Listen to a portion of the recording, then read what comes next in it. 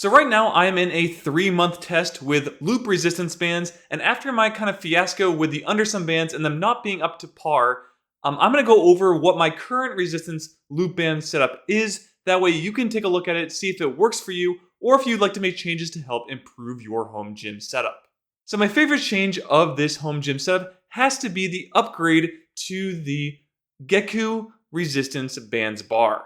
The old bar was great, don't get me wrong, I still love that bar. However, this new one, this aluminum alloy one with the knurled handles and what I feel like are stronger end loops has been a game changer in my home gym. This has really been something I've loved to use each and every time. Yes, I did like the old one, but I actually get excited to use this one in each of my workouts. From the size of the bar itself, to the overall feeling, to the sturdiness, to just setting up the resistance loop bands for the workout, everything in this just feels good. It reminds me of the X3 bar. No, I've not actually used it, but when I look up that one, it is very similar to that design, and I see why that bar does so well and that overall gym setup does so well. This bar has really made me love this setup overall, and is something you should definitely look into purchasing. It is a bit more expensive, but by far one of my favorite items in this home gym.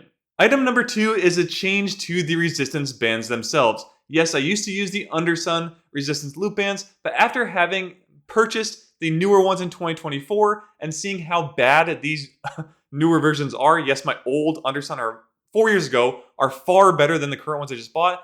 The Serious Steel bands have taken their place and have been a great upgrade so far. The major issue for this one is definitely the cost. They also have a white coating that I had to actually scrub off to get this so it didn't give me an allergic reaction.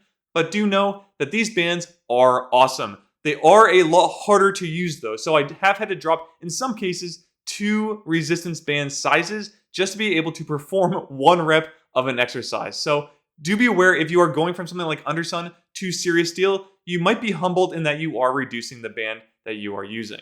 But outside of that, you do get the 6 bands, which is kind of cool. So you can have one that you can mark as 5 pounds if you want. So you could do, what I do is I do the normal 5 standard bands are 10, 20, 30, 40, 50 pounds. Then you can have that 6th one be like a 5-pounder that kind of slides between them in case you're looking to use progressive overload to continue getting bigger and stronger, which you should be in your home workouts. Next up is the Geeku Resistance Bands board. Yes, the Geeku company really has taken over as one of my favorites, especially in the resistance band scene, but let's take a look at this board and how it's replaced my old step platform. Now, the one major drawback to the new Geeku platform is that you only get about 2 inches of pre-stretch, where that old one you would get 4. So that is probably the biggest drawback I see. However, the size of this one is good, and the overall quality of the bamboo has been excellent in my testing so far, with bands that are stronger than the Undersun before it.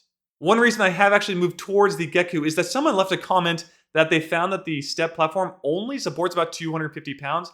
I was having a hard time finding that, but that is why I actually moved over to the bamboo one, because I believe it's about 600 pounds it can support. So that is a change that is in a positive manner. I don't want to end up breaking the step platform if that is indeed all it can withstand. My only small issue with the Geeku board is the size. Some exercises, especially with the lower body, it can feel a little squished, but again, it's not enough to where I feel like I wouldn't use it. Also, this does fit in my standard suitcase, so I can travel with it as long as it gets through all of the security. But if it does, it would be a great thing to travel with and just throw in like another drawstring bag in order to take the rest of the equipment with me. And the last thing I like about this board is they have put notches on each side and smooth them over so that you're not really risking the bands getting stuck and ripping off the sides of the platform itself. I never really had an issue with this with the step platform, but it's always something that I like when I see these products, that they've rounded out the bottoms so that way there's no hard edges or sharp edges that could potentially tear the bands.